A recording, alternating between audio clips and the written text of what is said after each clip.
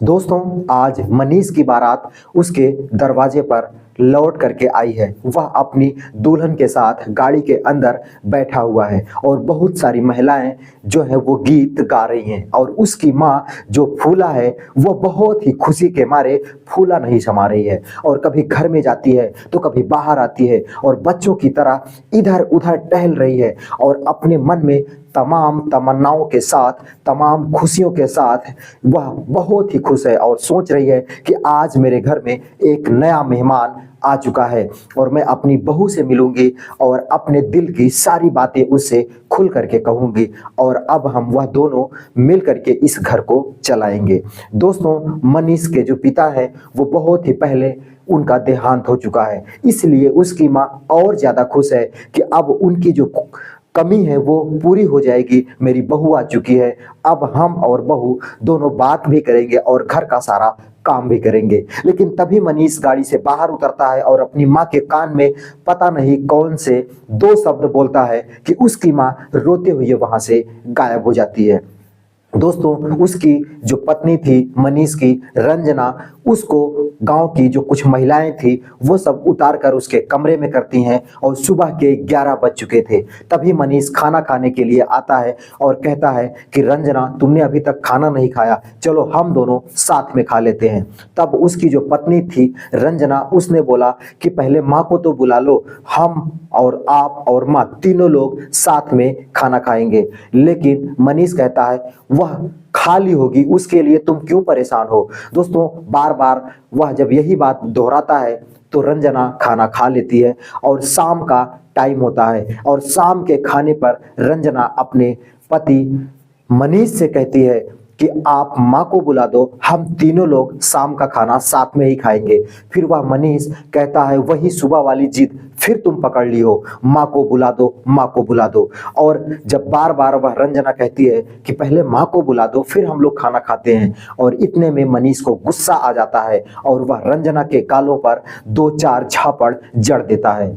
दोस्तों, उस बहू के, उस दुल्हन के दिल पर क्या गुजरती होगी या क्या गुजरी होगी जब उसकी सुहाग रात के दिन उसका पति उसके गालों पर 2-4 चांटे लगा दिया है। दोस्तों, वह रोते हुए दूसरे कमरे में चली जाती है। नमस्कार दोस्तों, मैं हूं शिव भगवान, स्वागत करता हूं एक और नई कहानी में। दोस्तों, आज की कहानी आपको अंदर से बिल्कुल झकझोर कर रख देगी।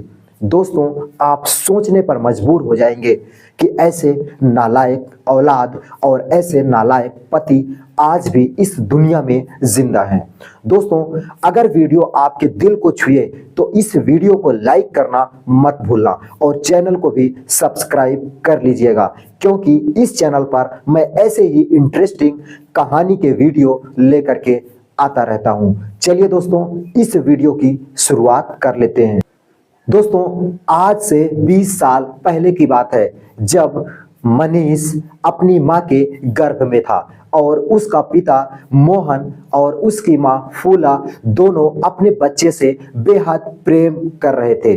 और वह जब पैदा होता है तो उसकी माँ के इतने ज़्यादा कष्ट थे कि उसकी माँ ही बता सकती है, क्योंकि दोस्तों आपको भी पता होगा कि जब एक माँ अपने बच्चे को जन्म देती है तो उसको कितनी तकलीफें उठानी पड़ती है।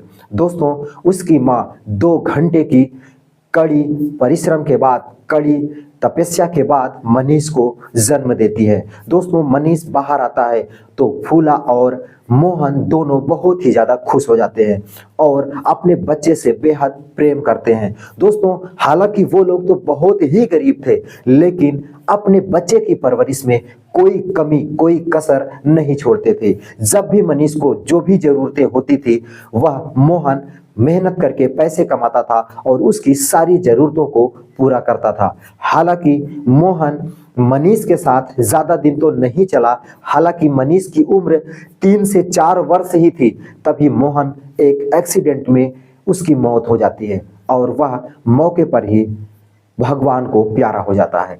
अब उसकी माँ अकेली बचती है जिसका नाम फूला था। दोस्तों, मनीष 3 से 4 महीने का था। फूला उसका बराबर ध्यान रखती थी और अपने पति की तरह उसकी सेवा करती थी। उसको पता था कि जब मनीष बड़ा होगा तो यह मेरे घर की सारी जिम्मेदारियों को उठा लेगा और मेरे एक बहू भी आएगी कि हम दोनों मिल करके अपनी घर की स्थिति फिर से सही कर लेंगे। दोस्तों, मनीष को बहुत ही ज़्यादा लाड प्यार से फूला पाल रही थी, लेकिन कहते नहीं है कि अगर ज़्यादा लाड प्यार किसी को मिल जाता है तो वह अपने जिम्मेदारियों से बहक जाता है। दोस्तों, ऐसा ही कुछ हुआ मनीष के साथ और मनीष 15-16 साल की उम्र में ही बहक जाता है और वह अपनी माँ का अनादर करने लगता है और अपनी माँ की कोई बात नहीं मानता है। फूला सोचती है कि अभी बचपन है इसका, आगे इसकी जब शादी हो जाएगी तो यह संभल जाएगा और जब जिम्मेदारियां आएंगी तो वह अपने आप ठिकाने पर आ जाएगा। लेकिन ऊपर वाले ने जो लिख करके दिया है वही होता है। दोस्तों, उसकी माँ एक अपनी ही पसंद की लड़की रंजना से उसकी शादी तय कर देती है, क्योंकि उसे पता था कि यह रंजना बहुत ही जिम्मेदार लड़की है और बहुत ही सम्मान देने वाली लड़की है। यह हमारा सम्मान करेगी और हमारे लड़के का भी सम्मान करेगी, इसलिए वह मनीष की शादी रंजना से तय कर देती है। बारात लौट कर आती है और जैसे ही दरवाजे पर बारात आती है, मनीष गाड़ी से उतरता है और अपनी माँ की खुशियों पर पानी फेर देता है और अपनी माँ के कान में जाकर कहता है कि अरे बुढ़िया, तू यहाँ क्या कर रही है? तू तो विधवा है और तू विधवा होकर के मेरी पत्नी से अगर मिलेगी तो मेरे शगुन में अपशगुन आ जाएगा, सारी खुशियों पर पानी फिर जाएगा। तो अभी के अभी यहाँ से पुराने वाले घर पर चली जा और तब तक तुम अपनी शकल मत दिखाना जब तक मेरी पत्नी, मेरी दुल्हन मेरे घर पर है।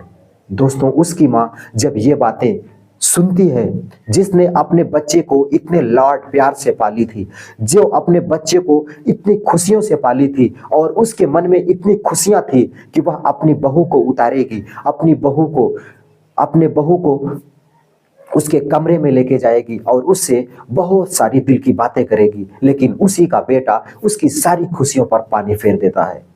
दोस्तों, फूला रोने लगती है और रोते हुए छुप करके अपने पुराने घर पर चली जाती है और वहां बैठ करके घंटों रोती है।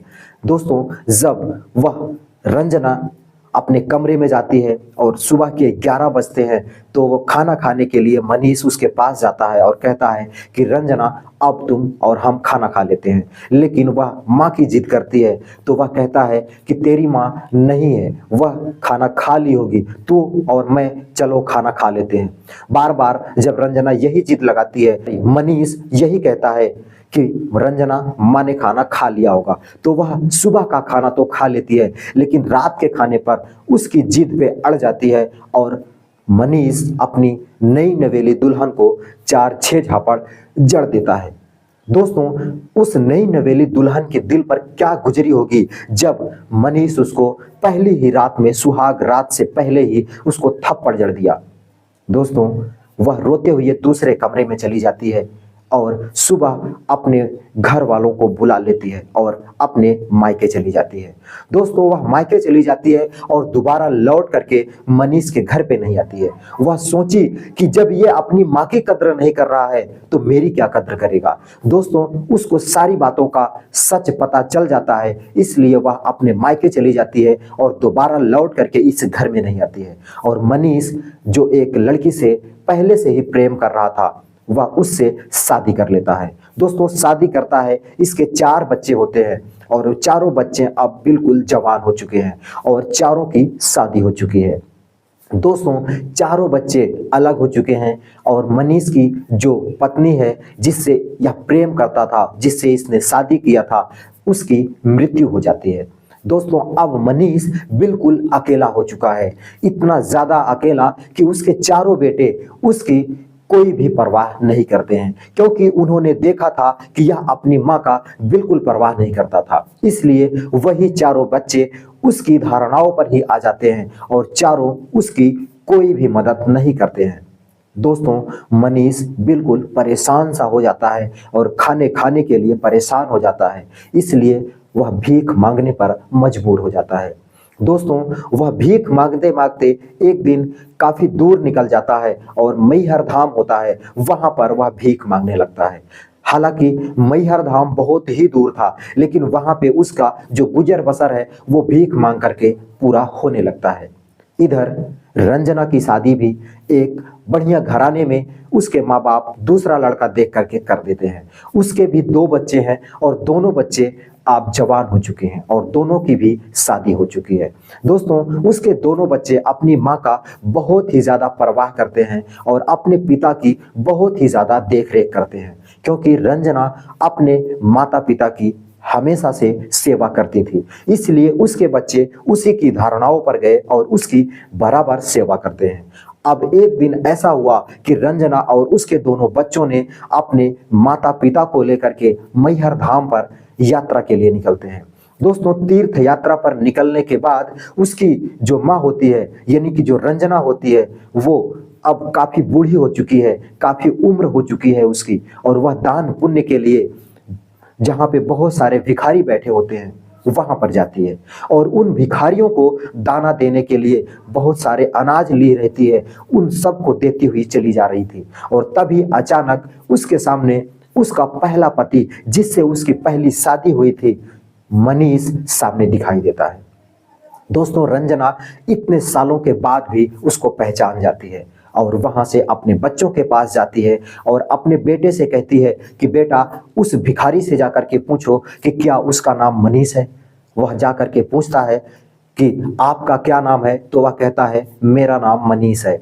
दोस्तों, वह आकर के बताता है अपनी माँ से कि माँ, उसका नाम सच में मनीष ही है, लेकिन माँ आपको कैसे पता कि उसका नाम मनीष है, क्योंकि हम लोग तो यहाँ पहली बार आए हैं तीर्थ यात्रा पर।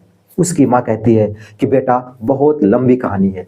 इस मनीष से मेरी पहली शादी हुई थी और एक ही रात में मैं वापस आ गई थी और तब से कभी भी इसके पास नहीं गई। इसका जो नेचर है, इसका जो व्यवहार है, वो बहुत ही गलत है। यह अपने माँ की बिल्कुल भी परवाह नहीं करता था और जो अपनी माँ की परवाह नहीं करता था वो मेरी क्या परवाह करेगा। इसी वजह से मैंने इसको एक ही दिन में छोड़ दिया और आज देखो ये भिखारियों की तरह भीख मांग रहा है। उसके बच्चे कहते हैं कि माँ, इससे आपकी शादी हुई थी तो कहीं ना कहीं इससे हमारा रिश्ता है, इसलिए हम चाहते हैं कि इन्हें हम अपने घर लेकर चलते हैं और इनकी बची कुची जो जिंदगी है वो ठीक से बीत जाए। उसकी माँ कहती है कि बेटा, अगर तुम लोगों की यही इच्छा है तो इसे ले चलो। दोस्तों, वो लोग मनीष के पास जाते हैं और कहते हैं कि आप हमारे साथ चलो, हमारे घर चलो, हम आपकी बची कुची जिंदगी अच्छे से गुजारना चाहते हैं। वह कहता है कि आप लोग कौन हो, तो वो लोग कहते हैं कि वो जो सामने मेरी माँ है उसको तो आप पहचान ही रहे होंगे। दोस्तों, मनीष जब अपनी पहली पत्नी रंजना को देखता है तो इतने सालों के बाद भी वह पहचान जाता है, क्योंकि जब उसके साथ गलत होता था तो वह रंजना को अक्सर याद करता था। कब? क्योंकि रंजना उसको सही रास्ते पर लाना चाहती थी, लेकिन वह अपनी गलत व्यवहार की वजह से कभी भी रास्ते पर नहीं आया और जब उसको पछतावा होता था तो वह रंजना की बातों को याद करके बहुत पछताया करता था। वह दौड़कर आता है और रंजना के पैर पर गिर जाता है और कहने लगता है कि मुझसे बहुत बड़ी भूल हो गई। अगर मैं आपकी बात उस दिन मान लिया होता तो आज मुझे ये दिन देखना नहीं पड़ता। दोस्तों, उसके दोनों बच्चे उसे उठाते हैं और उसे अपने घर ले जाते हैं और बची खुची जिंदगी उसकी ठीक से बीतने लगती है।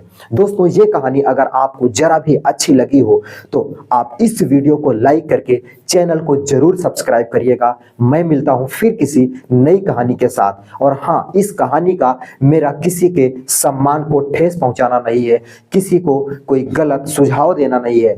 तो मैं इस कहानी से सिर्फ आपको इतना ही समझाना चाहता हूं कि आप अपने माँ बाप का कद्र हमेशा करना, क्योंकि माँ बाप से बढ़कर इस दुनिया में कोई नहीं होता है। फिर मिलता हूं किसी नई कहानी के साथ, तब तक के लिए दोस्तों नमस्कार।